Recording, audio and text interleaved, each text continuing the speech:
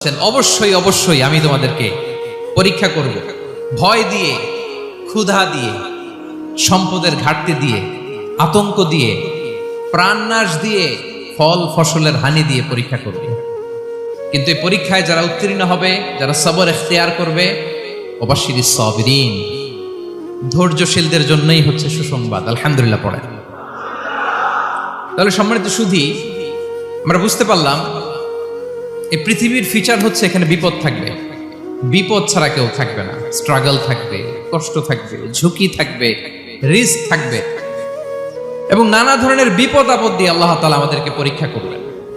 এটা মাস্ট, এটা আমাদের মাইন্ডসেটে নিয়ে নিতে হবে। মাইন্ডসেটে এটা ক্লিয়ার থাকতে হবে। চিরসুখ চিরশান্তি এই দুনিয়াতে মিলবে, কোথায় মিলবে তাহলে? এটা তাহলে বিপদ আসবেই, আপদ আসবেই, পরীক্ষা থাকবেই আমাদের জীবনে। তবে ইন্টারেস্টিংলি মজার বিষয় হচ্ছে পরীক্ষাটা এক একজনের এক এক রকম। পুরো পৃথিবীটা একটা পরীক্ষা ক্ষেত্র, কিন্তু কারো প্রশ্নপত্রের সাথে কারো প্রশ্নপত্রের কোনো মিল নাই। সুবহানাল্লাহ। আমার পরীক্ষা একরকম, আপনার পরীক্ষা আরেক রকম, ওই ভাইয়ের পরীক্ষা আরেক রকম, ওনারটা আরেক রকম। সবাই পরীক্ষার্থী, সবাই পরীক্ষার্থী, কিন্তু কারো প্রশ্নপত্রের সাথে কারো প্রশ্নপত্রের কোনো মিল নাই। কারোর জন্য পরীক্ষা হচ্ছে সে খুব অসুস্থ, প্রচন্ড অসুস্থতা, তার জন্য পরীক্ষা। ক্যান্সারের রোগী, দুরারোগ্য ব্যাধি, ডক্টর বলছে 4th স্টেজে চলে আসছে, কয়েক মাস বাঁচতে পারে, এটা তার জন্য পরীক্ষা। আবার কারো দেখবেন যে খুব একটা অসুস্থতা নাই, অসুস্থতার ঝামেলা নাই, কিন্তু তার দারিদ্রতা আছে, তার আর্থিক অনটন, এটা তার জন্য পরীক্ষা। আবার কারো দেখবেন অসুস্থতাও নাই, দারিদ্রতাও নাই, তার দাম্পত্য জীবনের সমস্যা আছে না নাই? অনেকের দেখবেন এগুলো কোনোটাই সমস্যা না, তার ছেলে কথা শোনে না, মাদকাসক্ত। আহা, মাদকাসক্ত, রিহ্যাবে পাঠায়, আবার আসে, আবার গাঁজা খাওয়া শুরু করে, আছে না নাই বলেন?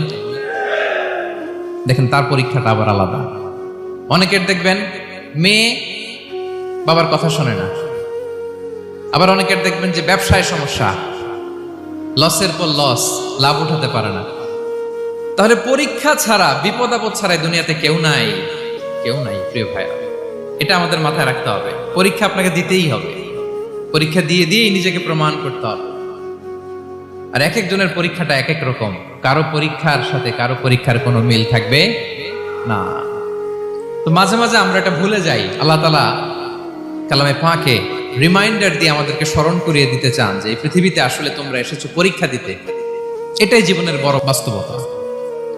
আমাদের জীবনে যত হতাশা, আমাদের জীবন নিয়ে যত অভিযোগ, আমাদের মনে যত কষ্ট, আমাদের হৃদয়ের ভেতরে যত অস্থিরতা, তার মূলে হচ্ছে এই সমস্যা যে আমরা ভুলেই গেছি আমরা পরীক্ষা দিতে আসছি।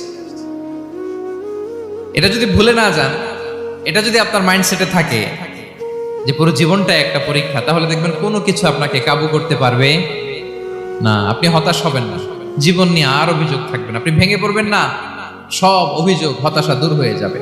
তার মানে বুঝতে পারলাম পরীক্ষা আপনাকে দিতেই হবে। পরীক্ষা দেয়া ছাড়া এই পৃথিবী থেকে চলে যাওয়ার কোনো চান্স বা সুযোগ আমাদের কারো নেই। সূরাতুল আনকাবুতে আল্লাহ তাআলা এই কথাটা আরো চমৎকার ভাবে বলেছেন। আল্লাহ তাআলা ইরশাদ করছেন, আহাসিবান নাসু আইয়ুতরাকু আইয়াকুলু আমান্না ওয়া হুম লা ইফতানুন ওয়ালাকাদ ফাতান্নাল্লাযীনা মিন ক্বাবলিহিম ফালা ইয়া'লামান্নাল্লাহু আল্লাযীনা সাদাকু ওয়া লা ইয়া'লামান্নাল কাযিবিন। আল্লাহ বলেন, মানুষকে ভেবেছে সে শুধু বলবে আমি ঈমানদার আর তাকে আমি জান্নাতে ঢুকাই দিব?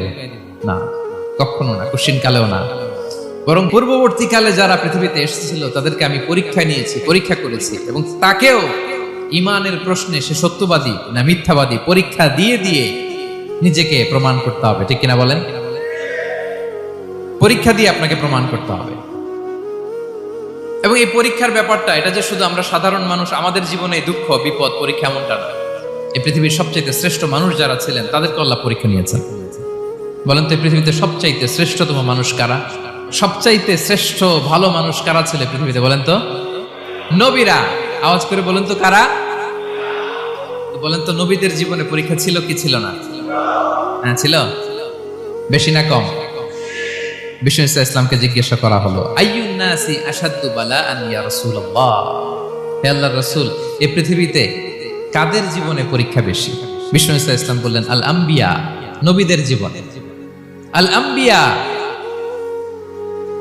সুম্মাল আমসাল ফাল আমসাল, সবচাইতে জীবনে পরীক্ষার সম্মুখীন সবচাইতে বেশি হয়েছেন নবীরা। তারপরে নবীদের পরবর্তী অবস্থান যাদের, সিদ্দিকীন যারা, সোহাদা যারা, সলিহীন যারা, আল্লাহওয়ালা যারা, তাদের জীবনে পরীক্ষা বেশি। ইউবতালার রাজুলু আলা হাসাবি দীনি, ব্যক্তির দিনদারি যত বেশি, তার জীবনে আল্লাহর পরীক্ষাও তত বেশি। আপনি আল্লাহওয়ালা হবেন, আপনার জীবনে পরীক্ষাও অনেক বেশি। এজন্য ইমানদার হওয়া যেমনি মর্যাদার, ইমানদারের জীবনে পরীক্ষাও হবে অনেক বেশি। এবং পরীক্ষা যত বড়, খেয়াল রাখতে হবে, মন খারাপ করার কোনো সুযোগ নেই। পরীক্ষা যার জীবনে যত বড়, সেটাতে সফল হতে পারলে ওটার প্রতিদানও বড়।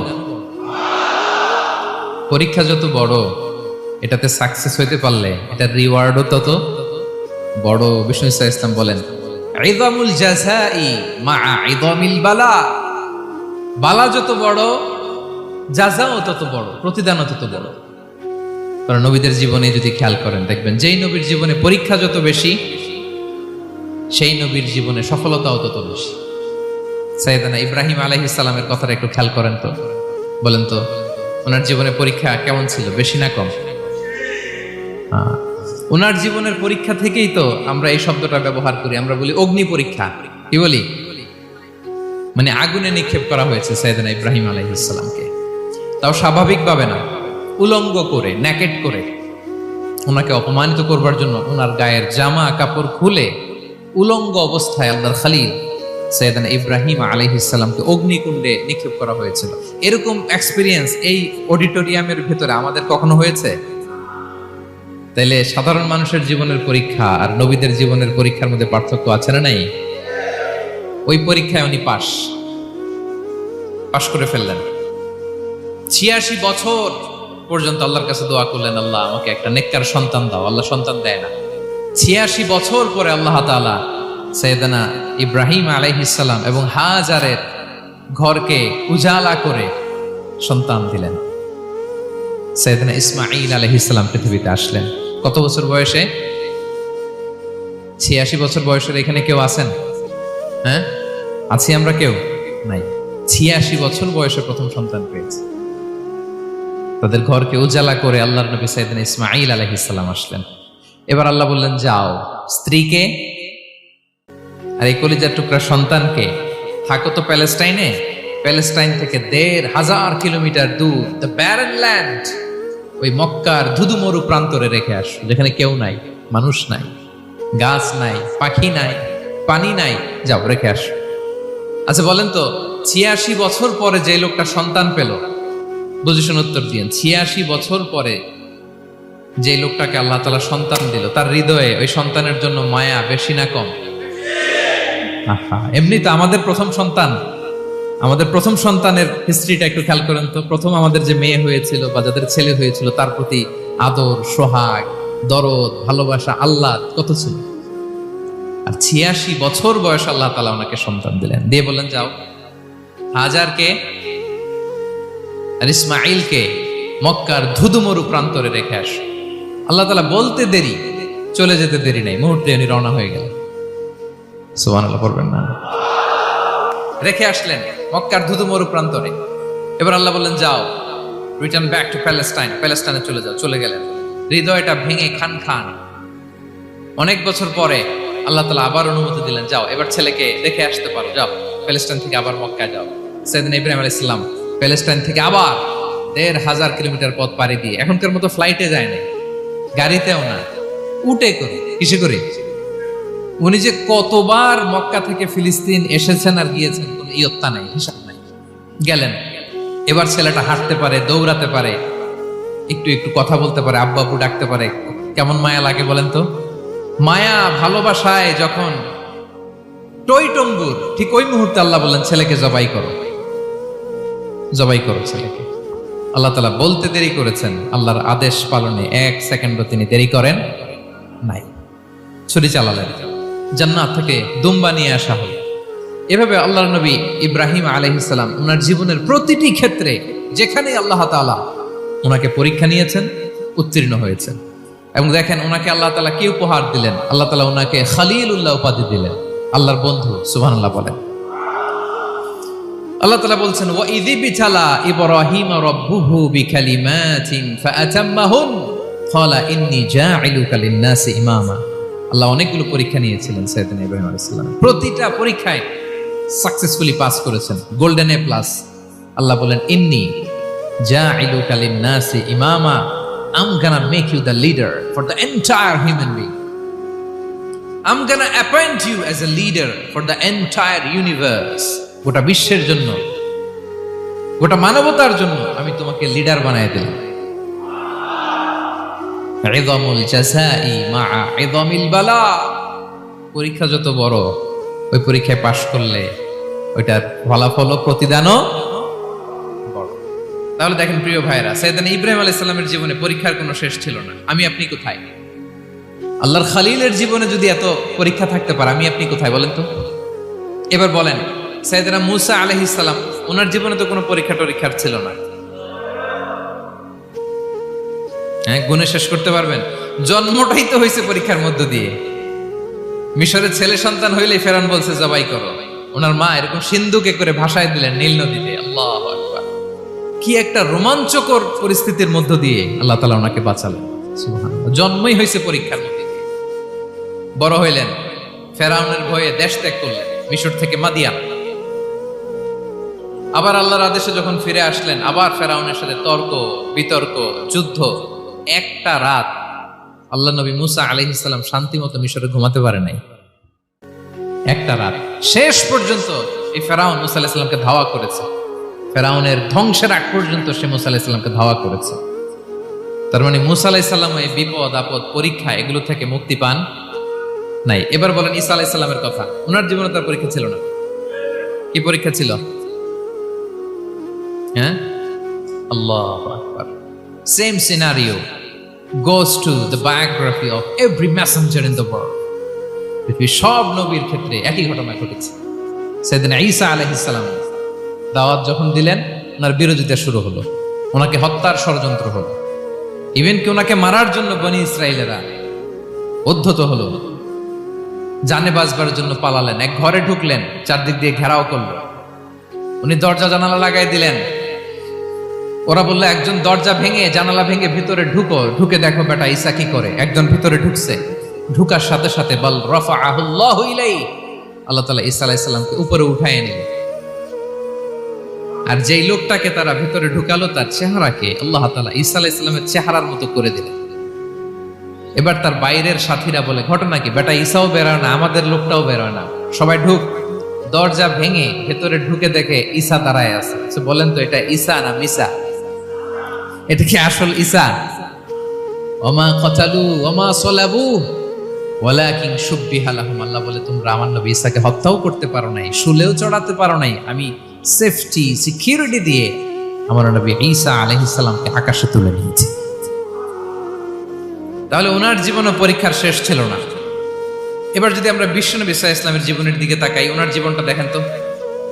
আমাদের পেয়ারা নবী বিশ্বনবী মুহাম্মদুর রাসূলুল্লাহ সাল্লাল্লাহু আলাইহি ওয়াসাল্লাম, ওনার জীবনে কি স্ট্রাগল ছিল? স্ট্রাগল। মাক্কি জীবনের কথা যদি একটু খেয়াল করেন, দেখেন তো 3 বছর শিয়াবে আবি তালেবে জেল খেটেছেন, না খেয়েছিলেন।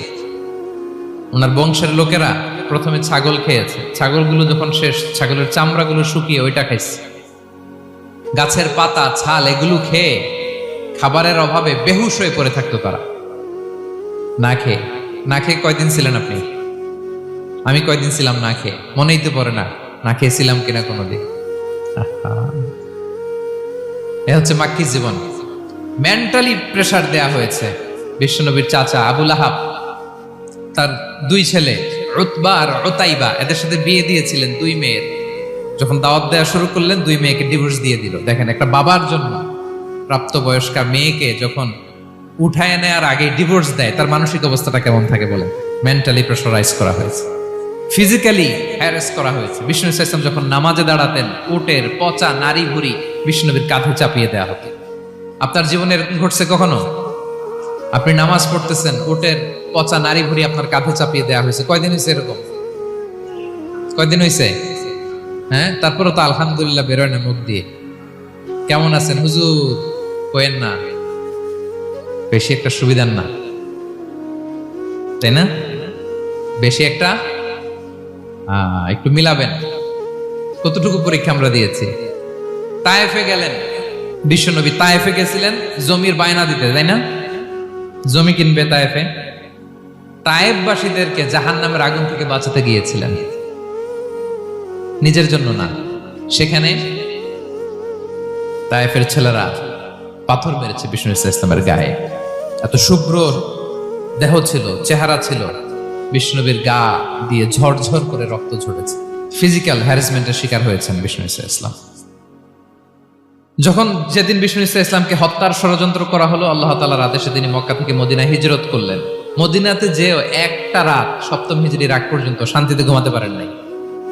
3 দিকে 3 ইহুদি বসতি, বনু কাইনুকা, বনু নদীর, বনু কুরাইজা। আহা, খাওয়ার মধ্যে বিষ মিশিয়ে দেয়া হয়েছিল বিষ্ণু ইসলামের। বাজুর, খাসির বাজুর রান পছন্দ করতেন। এক ইহুদি মহিলা বিষ্ণু ইসলামের ওই রানের মধ্যে বিষ মিশিয়ে দিয়েছিল। ওই বিষের যন্ত্রণায় মৃত্যুর আগ পর্যন্ত বিষ্ণুনবী কাতরাতেন, এবং উনি ইন্তেকালের সময় ওই বিষের ব্যথা যন্ত্রণাতে ইন্তেকাল করেছেন। বিষ্ণুনবীর ইন্তেকালটা শাহাদাতের ইন্তেকাল ছিল। বিষ্ণু ইসলাম বলেছেন, ওই যে খায়বার এলাকার ওই মহিলা যে আমার খাবারে বিষ মিশিয়েছিল, সেই বিষের যন্ত্রণা, বেদনা, কষ্ট আমি অনুভব করছি। খেয়ে না খেয়ে দিন প্রচারের কাজে নিজেকে দিয়েছ বিলিয়ে, তায়েফের কাফিরেরা চিনল না সে আলো, দুষ্ট ছেলেদের পিছু দিল লেলিয়ে, পাথরের আঘাতে ক্ষত বিক্ষত হয়ে সারা শরীর থেকে রক্ত ঝরে। হে রাসূল তোমাকে ভুলি আমি কেমন করে, হে রাসূল তোমাকে ভুলি আমি কেমন করে। হাজার ব্যথা বেদনার পরে ফিরে আসনি তুমি আপন ঘরে, দিনের আলো তুমি ছড়িয়ে দিতে চলে গেলে মদিনায় মক্কা ছেড়ে। হে রাসূল তোমাকে ভুলি আমি কেমন করে, হে রাসূল তোমাকে ভুলি আমি কেমন করে। ঠিক কিনা বলেন? একটা রাত শান্তিতে, শান্তির ঘুম তিনি দিতে পারেন নাই। প্রিয় ভাইরা, তাহলে আমরা কি বুঝলাম? বিশ্বনবীর জীবনে পরীক্ষা ছিল কি ছিল না? আমাদের উপায় আছে?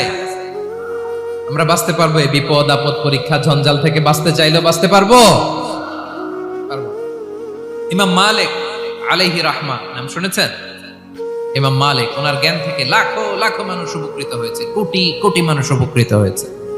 মদিনার রাস্তায় রশি দিয়ে ওনাকে টেনে হিচড়ে এক এলাকা থেকে আরেক এলাকায় নিত জালেম বাদশারা। ইমাম মালিক আলাইহি রাহমা।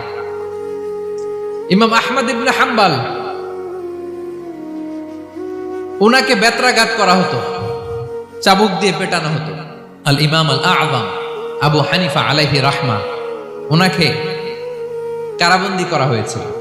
তার মানে দেখেন, যত বড় বড় স্কলার, যত বড় বড় মাশায়েখ, এমনকি আম্বিয়া আলাইহিস সালাম, ওনারাও পরীক্ষা বিপদ আপদ থেকে রেহাই পান, পাইছে? তাহলে আপনি আর আমি পাবো? বলেন তো। তাহলে এটা আমাদের ব্রেইনে গেঁথে নিতে হবে যে জীবন মানেই এখানে বিপদ থাকবে, পরীক্ষা থাকবে, স্ট্রাগল করে করে আমাকে আগাতে হবে। কেউ আমার জন্য রেড কার্পেট বিছিয়ে রাখবে না। এই জীবনটা বড় জটিল। This is life, how it's design. এভাবেই পৃথিবীকে ডিজাইন করা হয়েছে। এখানে বিপদ আছে, কষ্ট আছে। এই পরীক্ষা দিয়ে দিয়ে আপনাকে উত্তীর্ণ হতে হবে। বুঝতে পেরেছেন প্রিয় ভাইরা? নাও দ্য কোশ্চেন আরাইজ, এখন প্রশ্ন হচ্ছে, কেন আল্লাহ এই পরীক্ষা নেন? কেন? আল্লাহ তাআলা সূরা মুলকে বলেছেন, এই পৃথিবী সাজানোর, এই জীবন মৃত্যুর এই খেলা, এটার উদ্দেশ্যটাকে আল্লাহ তাআলা স্পষ্ট করে বলেছেন, আল্লাযী খালাকাল মাউতা ওয়াল হায়াতা লিয়াবলুয়াকুম আইয়ুকুম আহসানু আমালা। জীবন মৃত্যু দিয়ে তোমাদের জীবনকে সাজানো হয়েছে এজন্য, যাতে করে তিনি তোমাদের পরীক্ষা করতে পারেন। কি করতে পারেন? তোমাদের মধ্যে কে সৎকর্মে অগ্রগামী, কে কাজে ভালো, আমলে ভালো, এটা দেখার জন্য। বেসিকলি আল্লাহর দেখার প্রয়োজন নাই, আমাদেরকে দেখানোর জন্য এই পরীক্ষার আয়োজন। আমি ভালো করবো না খারাপ করবো এটা আল্লাহ জানে না? তো ওনার পরীক্ষা করা লাগে কেন? কথা বলেন। আমি জান্নাতি না জাহান্নামী এটা আল্লাহ জানেন না? বেসিকলি আমাদেরকে জানানোর জন্য এই পরীক্ষার আয়োজন। কাদেরকে জানানোর জন্য? মানে তুমি জেনে যাও তুমি জান্নাতি না জাহান্নামী। আমি ভালো করেই জানি। একটা ছোট্ট উদাহরণ দিলে বুঝতে পারবেন প্রিয় ভাইয়েরা। ধরেন আল্লাহ তাআলা দুইজনকে সৃষ্টি করলেন। উদাহরণস্বরূপ একজনের নাম আব্দুল্লাহ আর একজনের নাম আব্দুর রহমান। সৃষ্টির পরে আব্দুল্লাহকে বললেন, আব্দুল্লাহ আমি জানি তুমি পৃথিবীতে 50 বছর হায়াত পাইতা, খুব ভালো কাজ করতে, তুমি দুনিয়াতে অনেক ভালো কাজ করতে, এটা আমি আগেই জানি, আমার অসীম জ্ঞান বলে আমি আগে থেকেই জানি।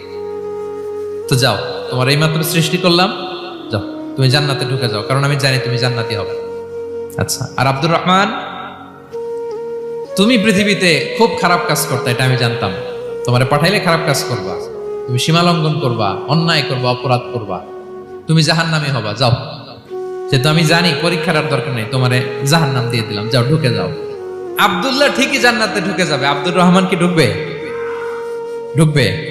সে বলবে, আল্লাহ এইমাত্র আমারে বানাইলেন, এইমাত্র আপনি আমাকে সৃষ্টি করলেন, সৃষ্টি করেই বলতেছেন তুমি জাহান্নামে যাও, আর বলতেছেন আমি জানি দুনিয়াতে পাঠালে তুমি খারাপ কাজ করবা, তুমি জাহান্নামী হবা, পাঠানোর আর কি দরকার, আগে থেকে জাহান্নামে যাও। আল্লাহ আপনি জানলে জানতে পারেন, আমি তো জানি না। ঠিক কিনা বলেন? সে বলবে, না আল্লাহ আপনি ভুল বলতেছেন, এই দুনিয়াতে পাঠাইলে আমি খুব ভালো কাজ করতাম, আমি সীমা লঙ্ঘন করতাম না, নামাজ পড়তাম, রোজা রাখতাম, হজ করতাম, যাকাত দিতাম, সাদাকা করতাম, চ্যারিটি করতাম, জনকল্যাণকর সব ভালো কাজগুলো আল্লাহ আমি করতাম। এজন্য আল্লাহ তাআলা পরীক্ষার আয়োজন করেছেন, যাতে করে তুমি জেনে যাও যে পৃথিবীতে তুমি কি করেছো। এখন আর আল্লাহকে এক্সকিউজ দেওয়ার সুযোগ নেই। আচ্ছা বলেন তো, আবু জাহেলকে যদি আল্লাহ এখন কিয়ামতের দিন বলে, Abu Jahl go to the hell fire, Abu জাহেলের কিছু বলার সুযোগ আছে? কারণ ও দুনিয়াতে কি করে আসছে এটাও জানে না। ফেরাউনকে ডেকে যদি আল্লাহ বলে, ফেরাউন তুমি জাহান্নামে যাও, go to the hell fire, ওর কি কোনো এক্সকিউজ দেওয়ার সুযোগ আছে? বলেন, সুযোগ আর আছে? কারণ তুমি দুনিয়াতে কি করেছো তোমার চেয়ে ভালো কেউ আর জানে? পৃথিবীতে এই পরীক্ষার এই আয়োজনের সবচাইতে বড় উদ্দেশ্য হচ্ছে যাতে করে আমরা দেখে যাই যে আমরা কি কাজ করছি।